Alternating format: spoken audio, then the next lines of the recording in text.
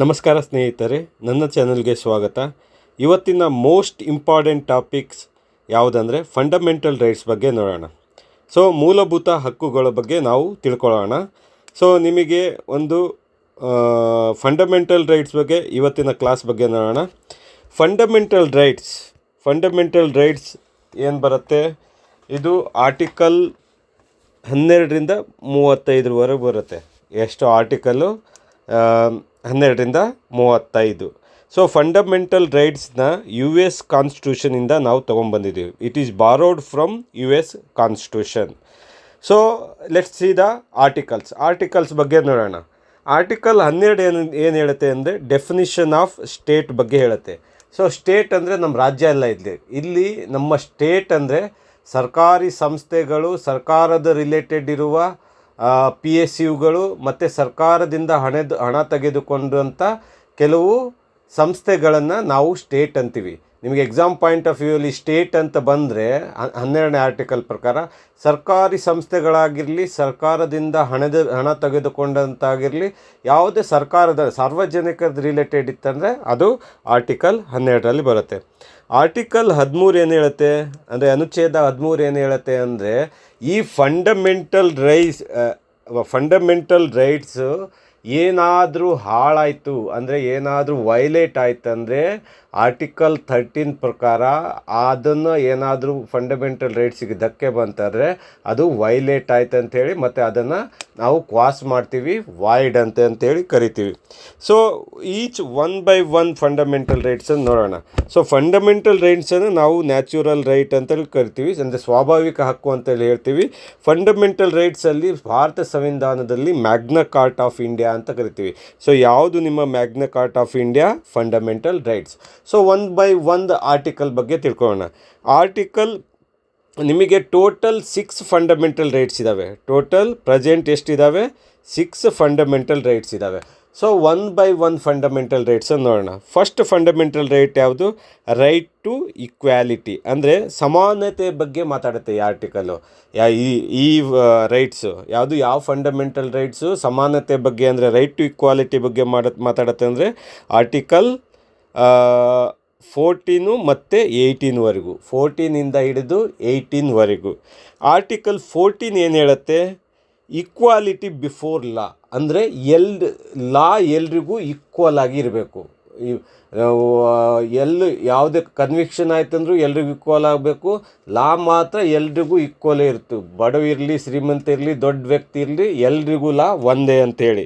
ಯಾವುದೇ ರಿಲಿಜನ್ ಇರಲಿ, ಕ್ಯಾಸ್ಟ್ ಇರಲಿ, ಪ್ಲೇಸ್ ಆಫ್ ಬರ್ತ್ ಇರಲಿ, ಎಲ್ರಿಗೂ ಒಂದೇ law. That is the article 14, equality before law. Article 15 ಏನು ಹೇಳುತ್ತೆ?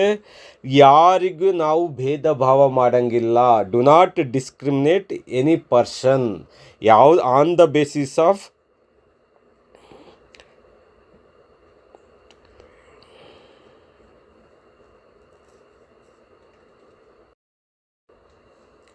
ಸೊ ಆರ್ಟಿಕಲ್ 15 ಏನು ಹೇಳುತ್ತೆ?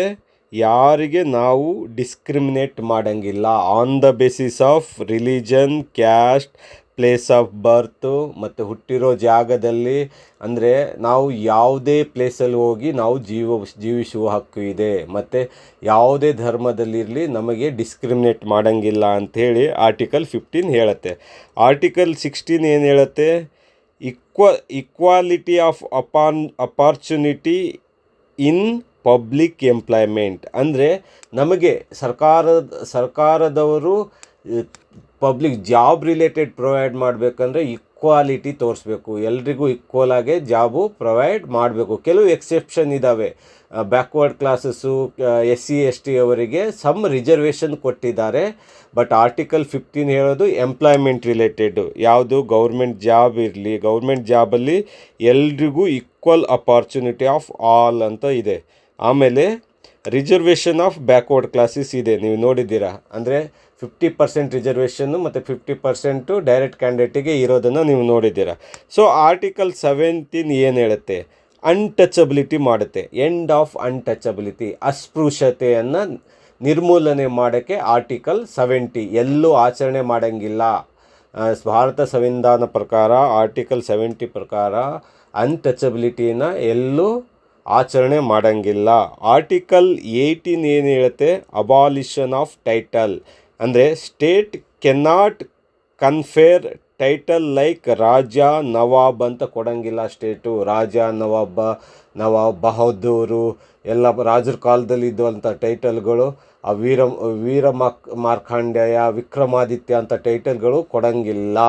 ಬಟ್ ಕೆಲವು ಎಕ್ಸೆಂಪ್ಷನ್ ಇದ್ದಾವೆ. ಯಾವುದು, ಭಾರತ ರತ್ನ, ಪದ್ಮವಿಭೂಷಣ ಮತ್ತು ಮಿಲಿಟ್ರಿ ಆ್ಯಂಡ್ ಅಕಾಡೆಮಿಕ್ ಟೈಟಲ್ನ ನಾವು ಆರ್ಟಿಕಲ್ 18 ಅಳವಡಿಸ್ಕೊಂಡಿಲ್ಲ. ಅಂದರೆ ಇವು ಕೊಡಬಹುದು ಅಂಥೇಳಿ ನಮ್ಮ ಫಂಡಮೆಂಟಲ್ ರೈಟ್ಸಲ್ಲಿ ಹೇಳುತ್ತೆ.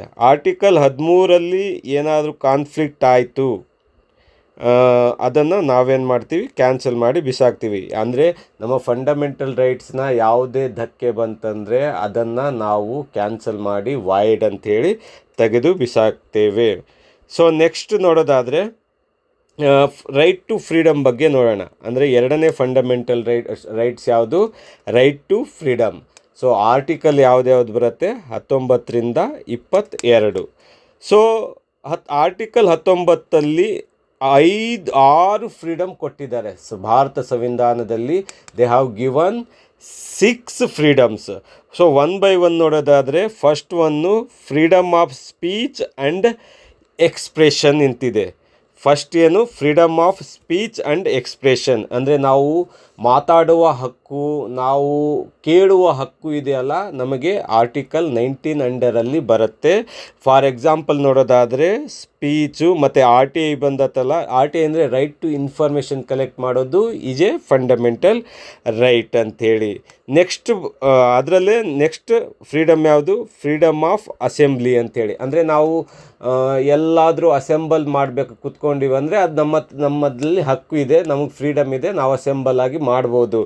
ಬಟ್ ಏನಪ್ಪ ಅಂದರೆ ಅದು ಪೀಸ್ಫುಲ್ ಮೀಟಿಂಗ್ ಆಗಿರಬೇಕು, ನಾವು ಮಾತಾಡ್ತಿರೋದು ಪೀಸ್ಫುಲ್ ಆಗಿರಬೇಕು. ಸೊ ಯಾವುದೇ ಆರ್ಮ್ ನಮ್ಮ ಹತ್ರ ಇಟ್ಕೋಬಾರ್ದು, ಪೀಸ್ಫುಲ್ಲಾಗಿ ಇರಬೇಕು.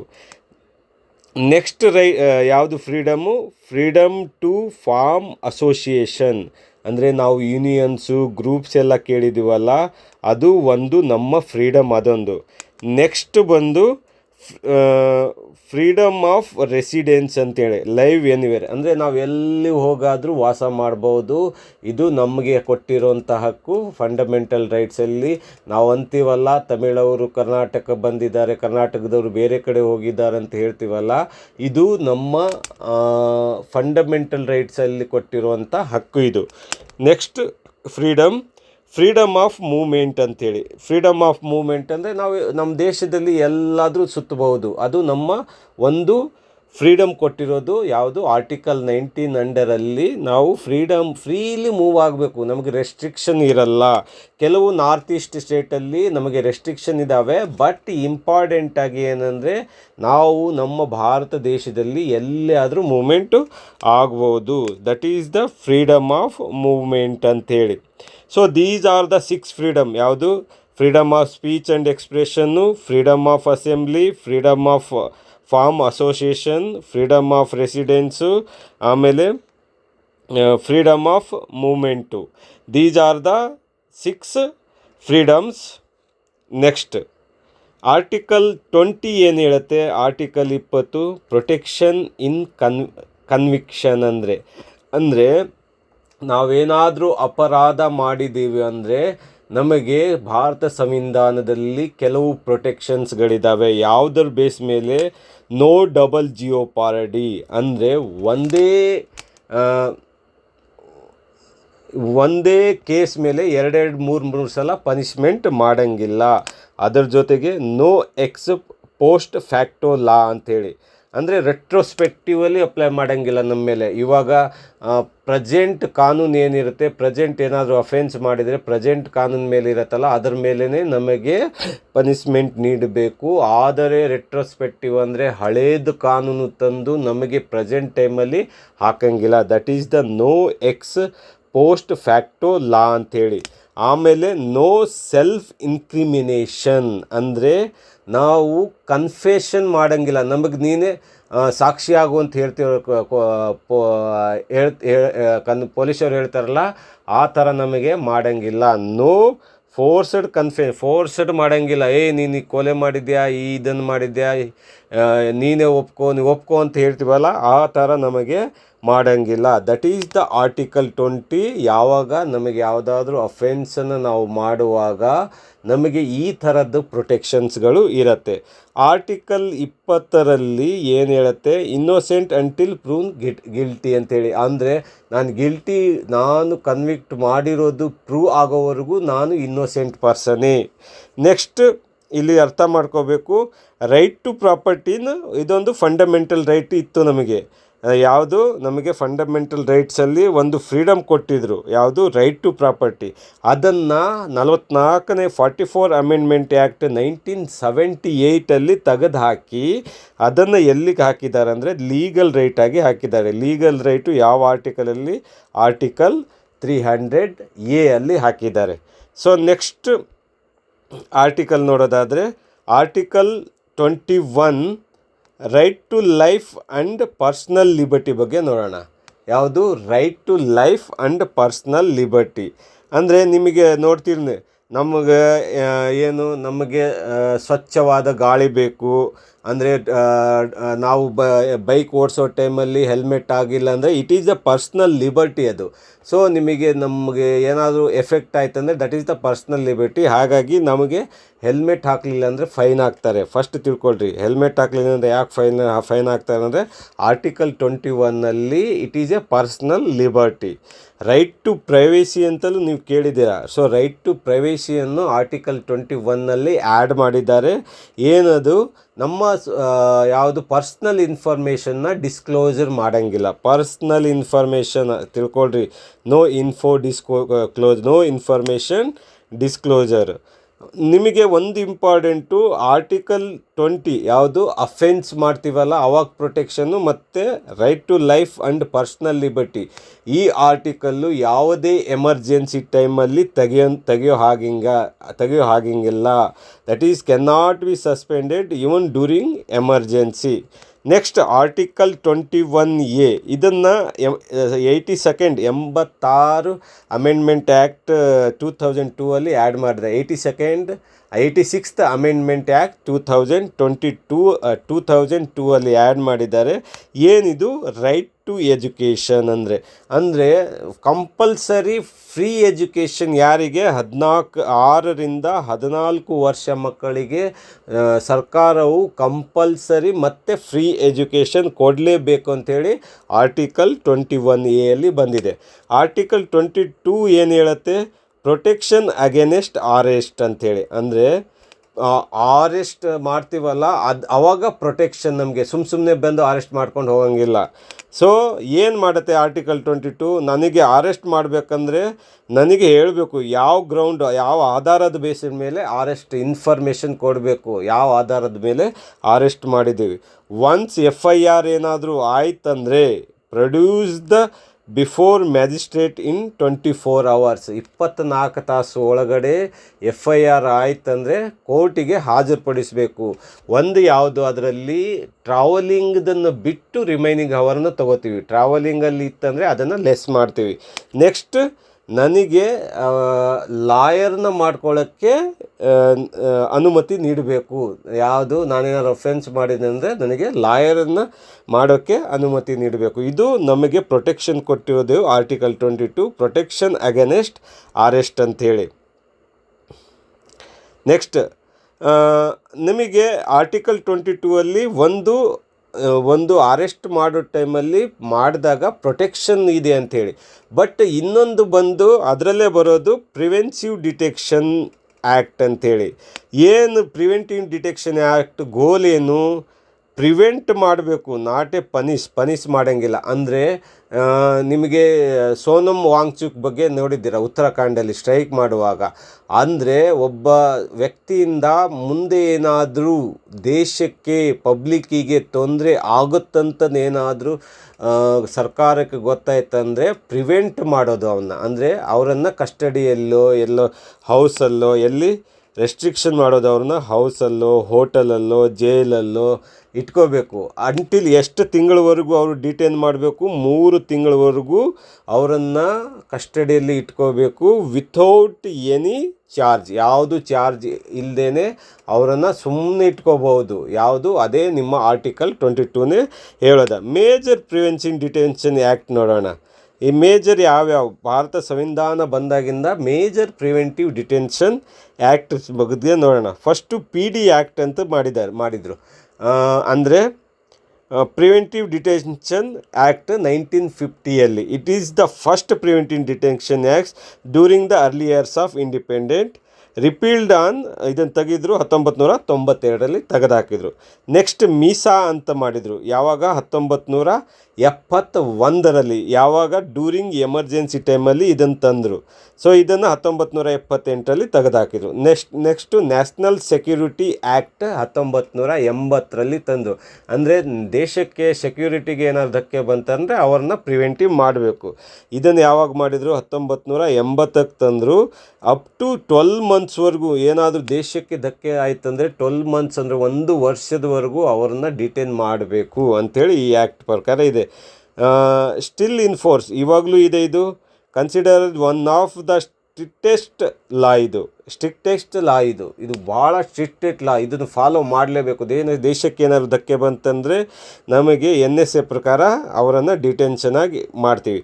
ನೆಕ್ಸ್ಟ್ ಆ್ಯಕ್ಟ್ ಬಂದು terrorist and disruptive activities prevention act, TADA ಅಂತ ಕೇಳಿರ್ತೀರಾ. ಸೊ ಅದನ್ನು 1985ರಲ್ಲಿ ತಂದರು. ಅದು ರಿಲೇಟೆಡ್ ಟು ಟೆರರಿಸಮ್ ಬಗ್ಗೆ. ಅದನ್ನು 1995ರಲ್ಲಿ ತೆಗೆದು ಹಾಕಿದರು. These are the act that is passed for preventive detention act related. Next ನೋಡೋದಾದರೆ ನೆಕ್ಸ್ಟ್ ಫಂಡಮೆಂಟಲ್ ರೈಟ್ಸ್ ಬಂದು ರೈಟ್ ಅಗೇನೆಸ್ಟ್ ಎಕ್ಸ್ಪ್ಲಾಯ್ಟೇಷನ್ ಅಂಥೇಳಿ. ರೈಟ್ ಅಗೇನೆಸ್ಟ್ ಎಕ್ಸ್ಪ್ಲಾಯ್ಟೇಷನ್ ಇದರಲ್ಲಿ 2 ಆರ್ಟಿಕಲ್ ಬರುತ್ತೆ. ಆರ್ಟಿಕಲ್ 23 ಮತ್ತು 24. 23 ಆರ್ಟಿಕಲ್ ಬಗ್ಗೆ ನೋಡೋದಾದರೆ ಪ್ರಾಹಿಬಿಷನ್ ಆಫ್ ಫೋರ್ಸ್ಡ್ ಲೇಬರ್ ಅಂಥೇಳಿ. ಅಂದರೆ ಫೋರ್ಸಾಗಿ ಕೆಲಸ ಮಾಡ್ಕೊಳ್ಳೋದು, ಕಡಿಮೆ ಸ್ಯಾಲ್ರಿ ಕೊಟ್ಟು ನಮಗೆ ಕೆಲಸ ಮಾಡ್ಕೊಳ್ಳೋದು, ಜೀತದ ಅಳತಿ ಪದ್ಧತಿ ಇಟ್ಕೊಳ್ಳೋದು, ಏನು ಕೊಡದೇ ಕೆಲಸ ಅದನ್ನು ಪ್ರಾಹಿಬಿಷನ್, ಅದು ನಾವು ತಡೆಯಬೇಕು. ಅದನ್ನು ಆರ್ಟಿಕಲ್ 23 ಅಲ್ಲಿ ತಂದಿದ್ದಾರೆ. No human trafficking, no forced and bonded labour ಮಾಡೋಂಗಿಲ್ಲ.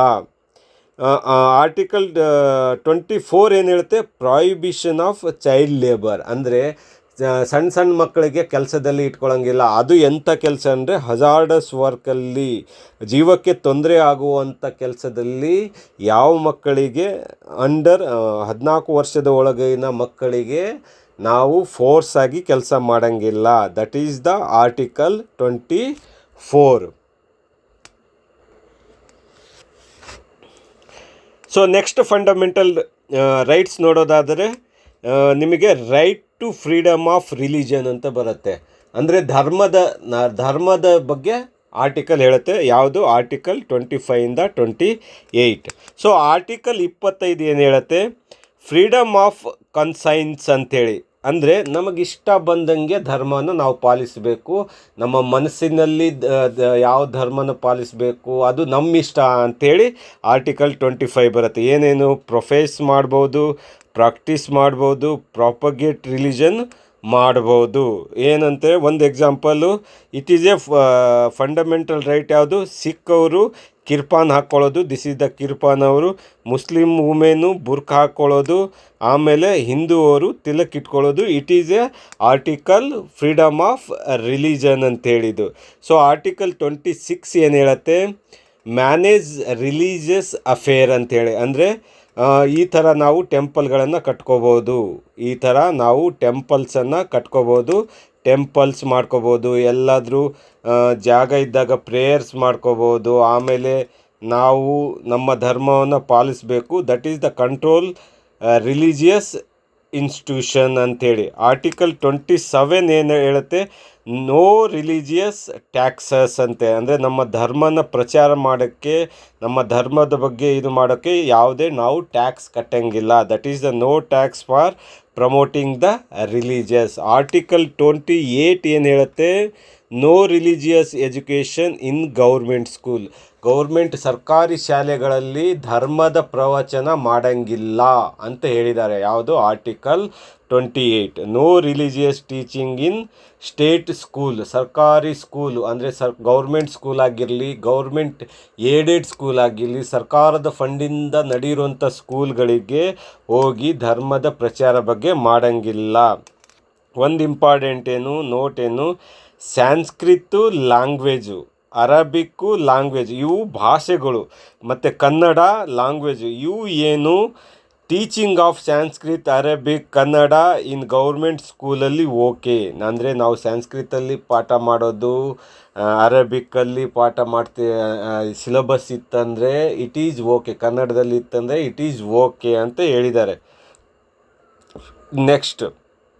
Next fundamental rights, cultural and educational rights ಅಂತೇಳಿ ಎಷ್ಟು ಆರ್ಟಿಕಲ್ ಬರುತ್ತೆ? ಆರ್ಟಿಕಲ್ 29 ಮತ್ತು 30. ಸೊ ಇವೆಲ್ಲ ಮೈನಾರಿಟಿ ರಿಲೇಟೆಡು. ಆರ್ಟಿಕಲ್ಲು 29 ಮತ್ತು 30 minority related. Minority on the basis of strength, minority on the basis of language, minority on the basis of ಮತ್ತೊಂದು, ಇವೆಲ್ಲವೂ on the basis of minority ಇರ್ತೀವಲ್ಲ, ಅವರನ್ನು ಪ್ರೊಟೆಕ್ಷನ್ ಮಾಡೋಕ್ಕೆ cultural and educational right ಅಂತ ನೋಡ್ತೀವಿ.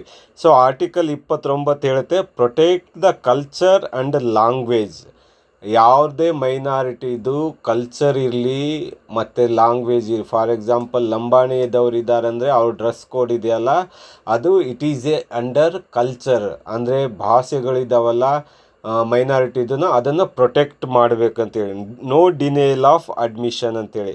ಆಮೇಲೆ minority ಇದೆ ಅಂಥೇಳಿ ಸ್ಕೂಲ್ಗಳಲ್ಲಿ ಅಡ್ಮಿಷನ್ ಮಾಡೋದು ತಿರಸ್ಕಾರ ಮಾಡೋಂಗಿಲ್ಲ ಅಂತ ಹೇಳುತ್ತೆ. ಅದು ಆರ್ಟಿಕಲ್ 30 ಏನು ಹೇಳುತ್ತೆ? Establish institution government can give aid. ಅಂದರೆ ಮೈನಾರಿಟಿಯವರು ಮೈನಾರಿಟಿ ಸ್ಕೂಲನ್ನು ಓಪನ್ ಮಾಡ್ಬೋದು, ಅದರಲ್ಲಿ ಗೌರ್ಮೆಂಟ್ ಕ್ಯಾನ್ ಗಿವ್ ಫಂಡು ಕೊಡ್ಬೋದು government. That is the article 30. So article 31 ಇತ್ತು, ಅದನ್ನು ತೆಗೆದು ಹಾಕಿದ್ದೀವಿ ನಾವು. ಯಾವುದು? ರೈಟ್ ಟು ಪ್ರಾಪರ್ಟಿ ಅಂತೇಳಿ. ಇದನ್ನು ಒರಿಜಿನಲ್ ಆಗಿ ಫಂಡಮೆಂಟಲ್ ರೈಟ್ಸ್ ಇತ್ತು, ಅದನ್ನು 44 ಅಮೆಂಡ್ಮೆಂಟ್ ಆ್ಯಕ್ಟ್ 1978 ತೆಗೆದು ಹಾಕಿದ್ವಿ. ಇವಾಗ ಅದು ಹೋಗಿ ಏನಾಗಿದೆ? ಆರ್ಟಿಕಲ್ 300A ಅಲ್ಲಿ ಲೀಗಲ್ ರೈಟ್ ಆಗಿದೆ. ಸೊ ಲೀಗಲ್ ರೈಟ್ ಅಂದರೆ ಸರ್ಕಾರ ಕೆನ್ ರಿಮೂವ್ ಇಟ್. ನಿಮಗೆ ಫಂಡಮೆಂಟಲ್ ರೈಟ್ಸಲ್ಲಿ ಪ್ರೊಟೆಕ್ಷನ್ ಸಿಗಲ್ಲ ಅದು. ಸೊ ನಿಮಗೆ ಇಲ್ಲೊಂದು ನೋಡಬೇಕು, ಆರ್ಟಿಕಲ್ 19/1/F 19ನೇ ಆರ್ಟಿಕಲಲ್ಲಿ ನೋಡಿದ್ದೀವಲ್ಲ 19(1) ಅದು ಅಕ್ವೈರ್ಡ್ ಪ್ರಾಪರ್ಟಿ. ಅಂದರೆ ನಾವು ಹೊಸದಾಗಿ ತಗೊಂಡಿರೋ ಪ್ರಾಪರ್ಟಿ ಅಕ್ವೈರ್ಡ್ ಮಾಡ್ತೀವಲ್ಲ, that is the property. Article 31 ಏನು ಹೇಳುತ್ತೆ? ಇನ್ನರೆಂಟ್ ಪ್ರಾಪರ್ಟಿ, ಅಂದರೆ ನಮ್ಮ ಅಜ್ಜ ಮುತ್ತಜ್ಜದಿಂದ ಬಂದಿರುವಂಥ ಪ್ರಾಪರ್ಟಿ. ಇವೆರಡನ್ನು ನಾವು ಫಂಡಮೆಂಟಲ್ ರೈಟ್ಸಿಂದ ತೆಗೆದು ಹಾಕಿದ್ದೀವಿ. ಇವಾಗ ಅದು ಲೀಗಲ್ ರೈಟ್ ಆಗಿದೆ. Next, fundamental rights can not be taken away. Fundamental ರೈಟ್ಸನ್ನು ತೆಗೆದು ಹಾಕಂಗಿಲ್ಲ, ಬಟ್ ಲೀಗಲ್ ರೈಟ್ಸನ್ನು ಸರ್ಕಾರವು can restricted. Next fundamental right ಬಂದು ಕಾನ್ಸ್ಟಿಟ್ಯೂಷನಲ್ ರೆಮಿಡೀಸ್ ಅಂತೇಳಿ. ಅಂದರೆ ರೈಟ್ ಟು ಕಾನ್ಸ್ಟಿಟ್ಯೂಷನಲ್ ರೆಮಿಡಿ ಅಂದರೆ ಪರಿಹಾರದ ಹಕ್ಕು ಅಂತೇಳಿ. ಅಂದರೆ ನಮಗೆ ಫಂಡಮೆಂಟಲ್ ರೈಟ್ಸ್ ವೈಲೇಟ್ ಆಯ್ತಂದರೆ ಸುಪ್ರೀಂ ಕೋರ್ಟು ನಮಗೆ ಪರಿಹಾರ ನೀಡುತ್ತೆ. So that is the article 32. It is most important article. ಇದನ್ನು ಡಾಕ್ಟರ್ ಬಾಬಾ ಸಾಹೇಬ್ ಅಂಬೇಡ್ಕರ್ ಅವರು ಏನಂದರು? Heart and soul of the constitution. ಅಂದರೆ ಇದು ನಮ್ಮ ಹಾರ್ಟು ಮತ್ತು soul of the constitution. Article ನಮಗೆ ಮೇಲಿರುವಂಥ ಎಲ್ಲ ಫಂಡಮೆಂಟಲ್ ರೈಟ್ ಏನಾದರೂ ವೈಲೇಟ್ ಆಯ್ತು ಅಂದರೆ ನಾವು ಡೈರೆಕ್ಟಾಗಿ ಸುಪ್ರೀಂ ಕೋರ್ಟಿಗೆ ಅಪ್ರೋಚ್ ಆಗ್ಬೋದು. ಸೊ ಕೆಲವು ರೈಟ್ಸ್ಗಳಿದ್ದಾವೆ. ಯಾವುದು? ಆರ್ಟಿಕಲ್ 32 ಅಲ್ಲಿ ರೈಟ್ಸ್ ಇದ್ದಾವೆ. ಒಂದು ಹೇಬಿಯಸ್ ಕಾರ್ಪಸ್ ಅಂತ ಭಾಳ ಸಲ ಕೇಳಿದ್ದೀರಾ. ಹೇಬಿಯಸ್ ಕಾರ್ಪಸ್ ಅಂದರೆ ಏನು? ಕೋರ್ಟ್ ಏನು ಮಾಡುತ್ತೆ, ಯಾರು ಪೊಲೀಸ್ ಅವರಿಗೆ ಈ ಒಂದು ಬಾಡಿನ ಫೈಂಡ್ ಮಾಡಿರಿ ಅಂತ ಕೊಡುತ್ತೆ. ಅಂದರೆ ಪ್ರೊಡ್ಯೂಸ್ ದ ಡಿಟೇನ್ ಪರ್ಸನ್ ಅಂತೆ. ಯಾರಾದರೂ ನಿಮ್ಮನ್ನು ಎತ್ಕೊಂಡು ಹೋಗಿಬಿಟ್ರೆ ಗೊತ್ತಿಲ್ಲದೇನೆ ನೀವು ಡೈರೆಕ್ಟ್ ಡೈರೆಕ್ಟಾಗಿ ಕೋರ್ಟಿಗೆ ಅಪ್ರೋಚ್ ಮಾಡಿ ನಮಗೆ ಆ ಪರ್ಸನ್ನ ಹುಡುಕೊಡಿ ಅಂದರೆ ಪೊಲೀಸ್ ಅವರು ಏನು ಮಾಡಬೇಕು, ಅವರನ್ನು ಹುಡುಕೊಡ್ಬೇಕು. ಹುಡುಕೊಟ್ಟಿದ್ದಾದಮೇಲೆ 24 ತಾಸಲ್ಲಿ ಅವರು ಅದನ್ನು ಹುಡುಕಿ ಕೊಡಬೇಕು. That is the habeas corpus. Mandamus ಬಗ್ಗೆ ನೋಡೋಣ. ಮ್ಯಾಂಡಮಸ್ ಏನು ಹೇಳುತ್ತೆ, ವಿ ಕಮ್ಯಾಂಡ್ ಅಂತ ಹೇಳುತ್ತೆ. ಅಂದರೆ ಆರ್ಟಿಕಲ್ 32 ಅಂತೆ ವಿ ಕಮ್ಯಾಂಡ್ ಅಂದರೆ ಕಮ್ಯಾಂಡ್ ಮಾಡ್ತೀವಿ.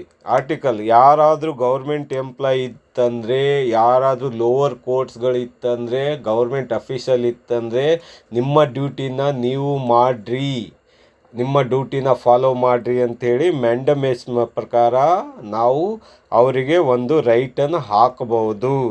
ತುಂಬ ಇಂಪಾರ್ಟೆಂಟು. ಗೌರ್ಮೆಂಟ್ ಅಫಿಷಿಯಲ್ಸು ಎಲ್ಲೋ ಕೆಲಸ ಮಾಡ್ತಿರಲ್ಲ, ಸರಿ ಇಲ್ಲ ಅಂದರೆ ನೀವು ಡೈರೆಕ್ಟಾಗಿ ಕೋರ್ಟಿಗೆ ಅಪ್ರೋಚ್ ಮಾಡಿ ಮ್ಯಾಂಡಮಸನ್ನು ಹಾಕಿಸ್ಬೋದು. The court will direct do your duty ಅಂಥೇಳಿ. ನೆಕ್ಸ್ಟ್ ವಾರೆಂಟ್ ಅಂಥೇಳಿ. ವಾರೆಂಟ್ ಅಂದರೆ ನಮಗೆ ಮೋಸ ಮಾಡಿ ಕೆಲಸಗಳನ್ನು ತಗೊಂಡಿರ್ತಾರೆ, ಮಿಸ್ಯೂಸ್ ಮಾಡಿ ಕೆಲಸಗಳನ್ನು ತಗೊಂಡಿರ್ತಾರೆ ಅಂಥವರಿಗೆ ಬೈ ವಾತ್ ಏನು ಅಥಾರಿಟಿ ತಗೊಂಡು ನೀನು ಜಾಬನ್ನು ತಗೊಂಡ್ಯ ಅಂಥೇಳಿ, it is related to job. ಯಾರಾದರೂ ಮೋಸ ಮಾಡಿ ದುಡ್ಡು ಕೊಟ್ಟು ಜಾಬಿಗೆ ಹೋಗಿರ್ತಾರಂದರೆ ಅದೇನಾದರೂ ಪ್ರೂವ್ ಆಯ್ತಂದರೆ ಕೋರ್ಟ್ ಏನು ಮಾಡುತ್ತೆ, ಡೈರೆಕ್ಟ್ಲಿ ವಾರೆಂಟನ್ನು ನಾವು ರೈಟ್ಸನ್ನು ಹಾಕಿ ಅವರಿಗೆ ಚಾಲೆಂಜ್ ಮಾಡಬೇಕು, ಇಲ್ಲಿಗಲ್ ಆಫೀಸ್ ಇತ್ತಂದರೆ. Next prohibition. ಇದು ರಿಲೇಟೆಡ್ಡು ನಿಮ್ಮ ಸುಪ್ರೀಂ ಕೋರ್ಟು ಲೋವರ್ ಕೋರ್ಟ್ ಏನಾದರೂ ತನ್ನ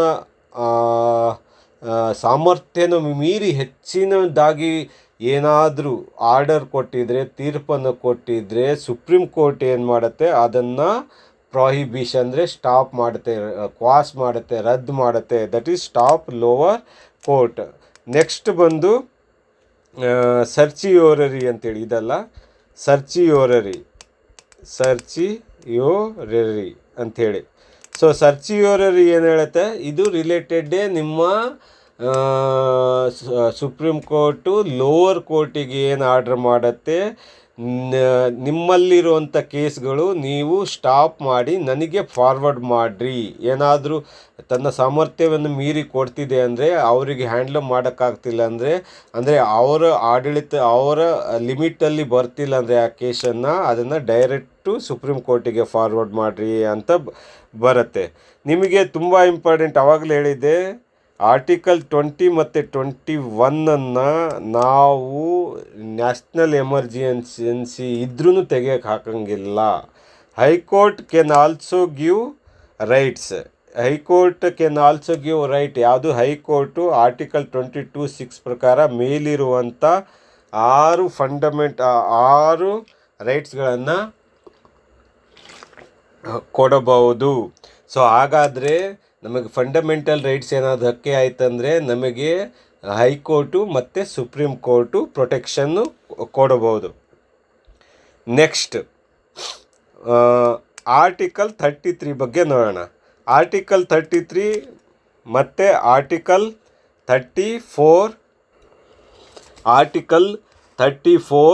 ಮತ್ತು ಆರ್ಟಿಕಲ್ 35 ಇವೆಲ್ಲವೂ ನ್ಯಾಷನಲ್ ಸೆಕ್ಯೂರಿಟಿ ರಿಲೇಟೆಡ್ ಇದ್ದಾವೆ ಆರ್ಟಿಕಲ್. ನಿಮಗೆ ನ್ಯಾಷನಲ್ ಸೆಕ್ಯೂರಿಟಿ ರಿಲೇಟೆಡ್ ಆರ್ಟಿಕಲ್ ಹೇಳೋದಾದರೆ ವಿಧಿ 33, ವಿಧಿ 34 ಮತ್ತು ವಿಧಿ 35. ಸೊ ಅನುಚ್ಛೇದ 33 ಆರ್ಟಿಕಲ್ 33 ಪ್ರಕಾರ ನೋಡೋದಾದರೆ, parliament can restrict fundamental rights. ಯಾರ್ಯಾರಿಗೆ ಪಾರ್ಲಿಮೆಂಟ್ ಫಂಡಮೆಂಟಲ್ ರೈಟ್ಸನ್ನು ರೆಸ್ಟ್ರಿಕ್ಟ್ ಮಾಡ್ಬೋದು, ತಡೆ ಹಿಡಿಬೋದು ಅಂದರೆ national security related armoured force ಅವರಿಗೂ ಫಂಡಮೆಂಟಲ್ ರೈಟ್ಸನ್ನು ರೆಸ್ಟ್ರಿಕ್ಟ್ ಮಾಡ್ಬೋದು. ಯಾರು? ಪಾರ್ಲಿಮೆಂಟು. ಪೊಲೀಸ್ ಫೋರ್ಸಿಗೂ ಪಾರ್ಲಿಮೆಂಟು ಫಂಡಮೆಂಟಲ್ ರೈಟನ್ನು ರೆಸ್ಟ್ರಿಕ್ಟ್ ಮಾಡ್ಬೋದು. ಇಂಟೆಲಿಜೆನ್ಸ್ ಏಜೆನ್ಸೀಸು ಮತ್ತು ಅದರ್ ರಿಲೇಟೆಡ್ ಸೆಕ್ಯೂರಿಟಿ ಆರ್ಗನೈಸೇಷನ್ ಇದ್ದಾವಲ್ಲ, ಅವೆಲ್ಲಕ್ಕೂ ರೆಸ್ಟ್ರಿಕ್ಷನ್ ಮಾಡ್ಬೋದು on the basis of national security. Article 34 ಏನು ಹೇಳುತ್ತೆ? ಮಾರ್ಷಲ್ ಲಾ ಬಗ್ಗೆ ಹೇಳುತ್ತೆ. ಅಂದರೆ ಮಾರ್ಷಲ್ ಲಾ ಅಂದರೆ ಮಿಲಿಟ್ರಿ ಲಾ ನಮ್ಮ ದೇಶದ ಯಾವುದೇ ಜಾಗಕ್ಕೆ ಹೋಗಿ ಇಂಪ್ಲಿಮೆಂಟು ಮಾಡ್ಬೋದು. ಏನಾದರೂ ಎಮರ್ಜೆನ್ಸಿ ಇತ್ತಂದರೆ, ಏನಾದರೂ ಎಮರ್ಜೆನ್ಸಿ ಆಯಿತು, ಸೆಕ್ಯೂರಿಟಿ ಬೇಕಂದರೆ ಮಾರ್ಷಲ್ ಲಾನ ಅಪ್ಲೈ ಮಾಡ್ಬೋದು. ಸೊ ಮಾರ್ಷಲ್ ಲಾನ ಮಿಲಿಟ್ರಿ ಕೋರ್ಟನ್ನು ನಾವು ಏನು ಮಾಡ್ತೀವಿ, ಕೋರ್ಟ್ ಮಾರ್ಷಲ್ ಅಂತೀವಿ. ಅಲ್ಲಿ ಕೊಡುವಂಥ ತೀರ್ಪನ್ನು ಕೋರ್ಟ್ ಮಾರ್ಷಲ್ ಅಂತೀವಿ. ಆ ತೀರ್ಪನ್ನು ಎಲ್ಲಿ ಕೊಡ್ಬೋದು, ಯಾವ ಕೋರ್ಟಲ್ಲಿ, ಮಿಲಿಟ್ರಿ ಕೋರ್ಟಲ್ಲಿ ಹೇಳ್ಬೋದು. ಒಂದು ಎಕ್ಸಾಂಪಲ್ ನೋಡೋದಾದರೆ ಆಫ್ಸ್ಪಾ ಅಂತ ಬಗ್ಗೆ ತಿಳ್ಕೊಬೇಕು ನೀವು. Next article 35. ಆರ್ಟಿಕಲ್ 35 ಏನು ಹೇಳುತ್ತೆ ಅಂದರೆ ಎನ್ಫೋರ್ಸ್ಮೆಂಟ್ ಬಗ್ಗೆ ಹೇಳುತ್ತೆ. ಅಂದರೆ ನಿಮ್ಮ ಫಂಡಮೆಂಟಲ್ ರೈಟ್ಸ್ದು ಎಲ್ಲವನ್ನು ಎನ್ಫೋರ್ಸ್ಮೆಂಟ್ ಮಾಡೋಕ್ಕೆ, ಮೇಲಿರುವಂಥ ಫಂಡಮೆಂಟಲ್ ರೈಟನ್ನು ಎನ್ಫೋರ್ಸ್ ಅಂದರೆ ರಿಯಾಲಿಟಿಗೆ ಬರೋಕ್ಕೆ ಆರ್ಟಿಕಲ್ 35 ಹೇಳುತ್ತೆ. ಏನು? Implementation of fundamental rights, fundamental ರೈಟ್ಸನ್ನು ಇಂಪ್ಲಿಮೆಂಟ್ ಮಾಡೋಕ್ಕೆ. ನೆಕ್ಸ್ಟ್ ಕೆಲವು ಇಂಪಾರ್ಟೆಂಟ್ ಪಾಯಿಂಟ್ಸ್ಗಳನ್ನು ನೋಡಬೇಕು ನಾವು ಫಂಡಮೆಂಟಲ್ ರೈಟ್ಸಲ್ಲಿ. ತುಂಬ ಇಂಪಾರ್ಟೆಂಟ್ ಇದು. ಆರ್ಟಿಕಲ್ 14, 20, 21, 14 ಏನಾಗುತ್ತೆ, ಎಲ್ಲರೂ ಲಾ ಎಲ್ರಿಗೂ ಒಂದೇ. 20 ಏನು ಮಾಡುತ್ತೆ, ಪ್ರೊಟೆಕ್ಷನ್ ಮಾಡುತ್ತೆ ಅರೆಸ್ಟ್ ಮಾಡುವಾಗ. 21 right to life, 21 right to education, 23, 24 ಏನು ಮಾಡುತ್ತೆ ನಮಗೆ ಪ್ರೊಟೆಕ್ಷನ್ ಅಗೇನೆಸ್ಟ್ ಯಾವುದು, ನಮಗೇನಾದರೂ ಜೀತದಾಳ ಪದ್ಧತಿ, ಸಣ್ಣ ಮಕ್ಕಳಿಗೆ ಕೆಲಸ ಮಾಡುವಂಥದ್ದು. 25ರಿಂದ 28 ಬಂದು ನಮಗೆ ಏನು ಮಾಡುತ್ತೆ, ರಿಲಿಜಿಯಸ್ ಪ್ರೊಟೆಕ್ಷನ್ನು. ಇವು ಆರ್ಟಿಕಲ್ಸ್ ಇದಾವಲ್ಲ, ಇವು ನಮ್ಮ ಇಂಡಿಯನ್ಸ್ ಅವರಿಗೂ ಬರುತ್ತೆ ಮತ್ತು ಫಾರಿನ್ ಅವರಿಗೂ ಬರುತ್ತೆ. ಅಂದರೆ ಫಾರಿನ್ ಅವರಿಗೂ ಈ ಆರ್ಟಿಕಲ್ ಮೂಲಕ ಪ್ರೊಟೆಕ್ಷನ್ ಇದೆ. ಬಟ್ ಕೆಲವು ಆರ್ಟಿಕಲ್ಗಳು ಫಾರಿನ್ ಅವರಿಗೆ ಅಪ್ಲೈ ಮಾಡುತ್ತೆ. ಇದು ಓನ್ಲಿ ಇಂಡಿಯನ್ಸ್ಗೆ. ಭಾಳ ಇಂಪಾರ್ಟೆಂಟು. ಎಕ್ಸಾಮ್ ಪಾಯಿಂಟಲ್ಲಿ ಇವು ಕೇಳ್ತಾರೆ. ಯಾವುವು? ಆರ್ಟಿಕಲ್ 50. ಅಂದರೆ ಆರ್ಟಿಕಲ್ 15 ಏನು ಹೇಳುತ್ತೆ, ಭೇದ ಭಾವ ಮಾಡೋಂಗಿಲ್ಲ on the basis of religion, sex, ಆಮೇಲೆ ರೆಸಿಡೆನ್ಸು, ಆಮೇಲೆ ಬರ್ತು, ಅದ್ರ ಮೇಲೆ ಭೇದ ಭಾವ ಮಾಡೋಂಗಿಲ್ಲ ಅಂತೇಳಿ ಆರ್ಟಿಕಲ್ 15 ಹೇಳುತ್ತೆ. ಆರ್ಟಿಕಲ್ 16 ಏನು ಹೇಳುತ್ತೆ, ಜಾಬ್ ರಿಲೇಟೆಡ್, ಜಾಬ್ ಪ್ರೊವೈಡ್ ಮಾಡುವಾಗ ಎಲ್ರಿಗೂ ಈಕ್ವಲ್ ಆಗೇ ನೋಡಬೇಕಂತೇಳಿ. ಆರ್ಟಿಕಲ್ 19 ಹೇಳುತ್ತೆ 6 ಫ್ರೀಡಮ್ ಬಗ್ಗೆ ಮಾತಾಡುತ್ತೆ. ಆರ್ಟಿಕಲ್ 29 ಮತ್ತು 30 ಏನಂತೆ, ಮೈನಾರಿಟಿ ಪ್ರೊಟೆಕ್ಷನ್ ಬಗ್ಗೆ ಇರುತ್ತೆ. ಇದು ಓನ್ಲಿ ಫಾರ್ ಇಂಡಿಯನ್ಸಿಗೆ ಬರುತ್ತೆ. ನಮಗೆ ನೀವು ನೋಡ್ತೀರಾ, ನಾವು ಸ್ಟ್ರೈಕ್ ಮಾಡಬೇಕು, ರೋಡನ್ನು ನಾನು ಬ್ಲಾಕ್ ಮಾಡಬೇಕು, ಅವೆಲ್ಲ ಯಾವುದು ಫಂಡಮೆಂಟಲ್ ರೈಟ್ಸ್ ಅಲ್ಲ ಅವು. ನಾವು ಏನು ಮಾಡ್ಬೋದು, ಪ್ರೊಟೆಸ್ಟ್ ಮಾಡ್ಬೋದು. ಪ್ರೊಟೆಸ್ಟ್ ಬಂದು ನಿಮ್ಮ ಫಂಡಮೆಂಟಲ್ ಫ್ರೀಡಮಲ್ಲಿ ಬರುತ್ತೆ. But we cannot strike and road block. ರೋಡನ್ನು ಪಬ್ಲಿಕ್ಕಿಗೆ ತೊಂದರೆ ಮಾಡೋಂಗಿಲ್ಲ. ಸ್ಟ್ರೈಕ್ ಮಾಡಿ ಪಬ್ಲಿಕ್ ತೊಂದರೆ ಮಾಡೋದು, ರೋಡ್ ಬ್ಲಾಕ್ ಮಾಡೋದು, ಬಸ್ಗಳನ್ನು ಹೊಡೆಯೋದು, ಇವು ಎಲ್ಲ ಯಾವುದು ಫಂಡಮೆಂಟಲ್ ರೈಟ್. ಮತ್ತು ನಮಗೆ ಕಂಪಲ್ಸರಿಯಾಗಿ ಎಂಪ್ಲಾಯ್ಮೆಂಟ್ ಕೊಡಬೇಕು, ಕಂಪಲ್ಸರಿಯಾಗಿ ಮನೆ ಕೊಡಬೇಕಂದ್ರೆ ಇದು ಫಂಡಮೆಂಟಲ್ ರೈಟಲ್ಲಿ ಬರಲ್ಲ. ರೈಟ್ ಟು ವೋಟ್ ಬರುತ್ತಲ್ಲ, ರೈಟ್ ಟು ನಾವು ವೋಟ್ ಹಾಕೋದು ಫಂಡಮೆಂಟಲ್ ರೈಟ್ ಅಲ್ಲ, ಅದು ಯಾವುದು ಪೊಲಿಟಿಕಲ್ ರೈಟ್. ಅದು ಪೊಲಿಟಿಕಲ್ ರೈಟ್. ನಮಗೆ ಒಂದು ತಿಳ್ಕೊಳ್ಳಿ, ರೈಟ್ ಟು ವೋಟ್ ಅಂತ ಕೆಲವು ಕ್ವಶನ್ಸ್ಗಳಲ್ಲಿ ಬರುತ್ತೆ. It is not A fundamental right, ಇಟ್ಟು ಪೊಲಿಟಿಕಲ್ ರೈಟು. ಸೊ ಈ ಫಂಡಮೆಂಟಲ್ ರೈಟನ್ನು ಎಮರ್ಜೆನ್ಸಿ ಟೈಮಲ್ಲಿ ನಾವು ಪ್ರೆಸಿಡೆಂಟ್ ಏನು ಮಾಡುತ್ತೆ, during suspension restriction, during emergency ಟೈಮಲ್ಲಿ ಪ್ರೆಸಿಡೆಂಟ್ ಕ್ಯಾನ್ ಸಸ್ಪೆಂಡ್ ಮಾಡ್ಬೋದು. ಅಂದರೆ ಸಸ್ಪೆಂಡ್ ಅಂದರೆ ಮುಂದಿನ ದಿವಸವರೆಗೂ ತೊಗೊಂಡು ಹೋಗ್ಬೋದು, ಅಂದರೆ ತಾತ್ಕಾಲಿಕವಾಗಿ ರೆಸ್ಟ್ರಿಕ್ಟ್ ಮಾಡ್ಬೋದು. But parliament can restrict. Parliament ಇದನ್ನು ರೆಸ್ಟ್ರಿಕ್ಟ್ ಮಾಡ್ಬೋದು, ಲಾ ತಂದು ತೆಗೆದು ಹಾಕ್ಬೋದು ಕೆಲವು ಫಂಡಮೆಂಟಲ್ ರೈಟ್ಸನ್ನು. For example right to property. But president ಏನು ಮಾಡ್ಬೋದು, ಮುಂದಕ್ಕೆ ಆಗ್ಬೋದು, ತಳ್ಬೋದು, ಅಂದರೆ ಟೆಂಪ್ರರಿ ಸಸ್ಪೆಂಡ್ ಮಾಡ್ಬೋದು. ಸೊ ಫಂಡಮೆಂಟಲ್ ರೈಟ್ಸನ್ನು ಫಂಡಮೆಂಟಲ್ ರೈಟ್ಸನ್ನು ಪ್ರೊಟೆಕ್ಟ್ ಮಾಡೋರು ಯಾರು? ಸುಪ್ರೀಂ ಕೋರ್ಟು ಆರ್ಟಿಕಲ್ 32 ಪ್ರಕಾರ, ಹೈಕೋರ್ಟು ಆರ್ಟಿಕಲ್ 26 ಪ್ರಕಾರ, 226 ಪ್ರಕಾರ. ಇದನ್ನು ಗಾರ್ಡಿಯನ್ಸ್ ಆಫ್ ರೈಟ್ಸ್ ಅಂತೀವಿ. ಗಾರ್ಡಿಯನ್ಸ್ ಆಫ್ ರೈಟ್ಸ್ ಯಾರು ಅಂದರೆ, ಗಾರ್ಡಿಯನ್ಸ್ ಯಾರು? ಸುಪ್ರೀಂ ಕೋರ್ಟು ಮತ್ತು ಹೈಕೋರ್ಟು.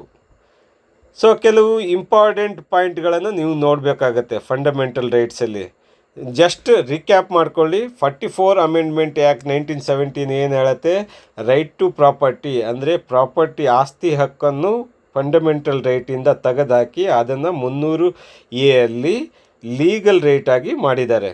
ಆಮೇಲೆ ಕೋ ವಾರೆಂಟೋ ಬಗ್ಗೆ ನೋಡಿದ್ದೀರಾ. ಕೋ ವಾರೆಂಟೋ ಅಂದರೆ ಏನು ಅಥಾರಿಟಿ ಇದೆ ನಿನಗೆ ಜಾಬ್ ತಗೊಳ್ಳುವಾಗ, ಮೆರಿಟ್ ಪ್ರಕಾರ ಬಂದಿಯಾ ಇಲ್ಲ ಮೋಸ ಮಾಡಿ ಬಂದಿಯಾ ಅಂಥೇಳಿ ವಾರೆಂಟ್ ಕೊಡೋದು, ಅದು ಪೋಸ್ಟ್ ಮಾರ್ಟಮ್ ರೈಟ್ ಅಂತೀವಿ. ಅದನ್ನು ತಗೊಂಡಾದಮೇಲೆ ರೈಟ್ ಕೊಡೋದು, ಪೋಸ್ಟ್ ಮಾರ್ಟಮ್ ರೈಟ್ ಅಂತೇಳಿ. ಆಮೇಲೆ ಇದನ್ನು ಅಮೇರಿಕಾದಿಂದ USA ನಾವು ಎರವಲು ಪಡೆದುಕೊಂಡಿದ್ದೀವಿ.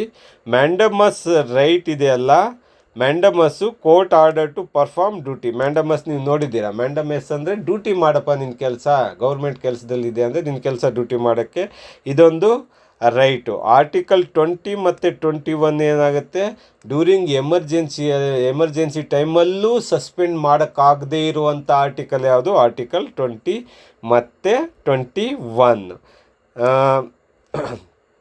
ಫಂಡಮೆಂಟಲ್ ರೈಟ್ ಏನಾದರೂ ವಯಲೇಟ್ ಆಯ್ತು ಅಂದರೆ ನಮಗೆ ಪ್ರೊಟೆಕ್ಟ್ ಮಾಡೋರು ಯಾರು? ಗಾರ್ಡಿಯನ್ ಯಾರು? ಸುಪ್ರೀಂ ಕೋರ್ಟು ಮತ್ತು ಹೈಕೋರ್ಟು. ನ್ಯಾಷನಲ್ ಎಮರ್ಜೆನ್ಸಿಯಲ್ಲಿ ಪ್ರೆಸಿಡೆಂಟು ಫಂಡಮೆಂಟಲ್ ರೈಟನ್ನು ಸಸ್ಪೆಂಡ್ ಮಾಡ್ಬೋದು, ಬಟ್ ಪಾರ್ಲಿಮೆಂಟ್ ಅವ್ರೇನು ಮಾಡ್ಬೋದು? ರೆಸ್ಟ್ರಿಕ್ಷನ್ನು ಮಾಡ್ಬೋದು. ಆರ್ಟಿಕಲ್ 19(1) ಏನೇನು ಹೇಳುತ್ತೆ? ಆರ್ಟಿಕಲ್ 19 6 ಫ್ರೀಡಮ್ಸನ್ನು ಹೇಳಿದ್ನಲ್ಲ ನಿಮಗೆ.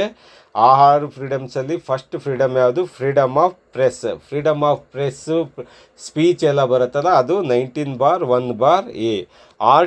ಆರ್ಟಿಕಲ್ 21 ಏನು ಹೇಳ್ತೆ? Right to life and privacy ಬಗ್ಗೆ ಮಾತಾಡತ್ತೆ ಅದು. ಸೊ ಓನ್ಲಿ ಭಾರತೀಯರಿಗೆ ಯಾವ್ಯಾವ ಫಂಡಮೆಂಟಲ್ ರೈಟ್ಸ್ ಬಂದೆ ನೀವೇನು ಹೇಳ್ತೀರಾ? 15, 16, 19, 29 ಮತ್ತು 30. ಸೊ ನಾವು SC/ST ಅವರಿಗೆ ಪ್ರೊಟೆಕ್ಷನ್ ಮಾಡೋಕ್ಕೆ ನಾವು ಒಂದು civil right act 1955 ತಂದ್ವಿ. 1955 civil right act. ಅದೇನು, ಅನ್ಟಚಬಿಲಿಟಿ ಅಫೆನ್ಸ್ ಏನಾದರೂ ಮಾಡಿದರೆ ಇದರ ಕಾನೂನು ಪ್ರಕಾರ ಅವರಿಗೆ ನಾನ್ ಬೇಲೇಬಲ್ ಅಫೆನ್ಸ್ ಆಗುತ್ತೆ. ಅದು ಯಾವುದು? Civil right act 1955. ಸೊ ಇಲ್ಲಿಗೆ ನಿಮಗೆ ಫಂಡಮೆಂಟಲ್ ರೈಟ್ಸ್ ಬಗ್ಗೆ ನಾನು ಎಕ್ಸ್ಪ್ಲೈನ್ ಮಾಡಿದ್ದೀನಿ. ನನ್ನ ಈ ನೋಟ್ಸ್ ನಿಮಗೆ ಈ PPT ಬೇಕಂದರೆ ನನ್ನ ಟೆಲಿಗ್ರಾಮ್ ಚಾನಲಲ್ಲಿ ಲಿಂಕ್ ಹಾಕಿರ್ತೀನಿ, ದಯವಿಟ್ಟು ಹೋಗಿ ಡೌನ್ಲೋಡ್ ಮಾಡ್ಕೊಳ್ರಿ. ಇದನ್ನು ನೀವು ಏನಾದರೂ ಡೌನ್ಲೋಡ್ ಮಾಡ್ಕೊಂಡು ಇಟ್ಕೊಂಡು ಇದನ್ನು ರಿವಿಷನ್ ಮಾಡಿದರೆ ನಿಮಗೆ ಮ್ಯಾಕ್ಸಿಮಮ್ ಖಂಡಿತವಾಗಿ ಒಂದು 4ರಿಂದ 5 ಕ್ವಶನ್ನು ಡೆಫಿನೆಟ್ಲಿ ಬರುತ್ತೆ. ಫಂಡಮೆಂಟಲ್ ರೈಟ್ಸು ತುಂಬ ಇಂಪಾರ್ಟೆಂಟು. ನಿಮಗೆ ಏನಿಲ್ಲ ಅಂದರೂ ಮಿನಿಮಮ್ 2 ಕ್ವಶನ್ ಬರುತ್ತೆ, ಮ್ಯಾಕ್ಸಿಮಮ್ ಒಂದು 5ರಿಂದ 6 ಕ್ವಶನ್ ಒಂದು ಫಂಡಮೆಂಟಲ್ ರೈಟ್ಸಲ್ಲೇ ಬರುತ್ತೆ. ನನ್ನ ಚಾನಲ್ಲು, ನನ್ನ ಎಕ್ಸ್ಪ್ಲನೇಷನ್ನು ನಿಮಗೆ ಇಷ್ಟ ಆಗಿದ್ದರೆ ದಯವಿಟ್ಟು ಸಬ್ಸ್ಕ್ರೈಬ್ ಮಾಡಿರಿ, ಲೈಕ್ ಮಾಡಿರಿ, ಆಮೇಲೆ ಹೆಚ್ಚಿನದಾಗಿ ನಿಮ್ಮ ಫ್ರೆಂಡ್ಸಿಗೆ ಶೇರ್ ಮಾಡಿರಿ. ಇದು ನಿಮಗೆ ಬಹಳ ಉಪಯೋಗವಾಗುವಂಥ ಟಾಪಿಕ್ಕು. ಇಲ್ಲಿಗೆ ನಾನು ಮುಗಿಸ್ತಾ ಇದ್ದೀನಿ. ಜೈ ಹಿಂದ್, ಜೈ ಕರ್ನಾಟಕ ಮಾತೆ.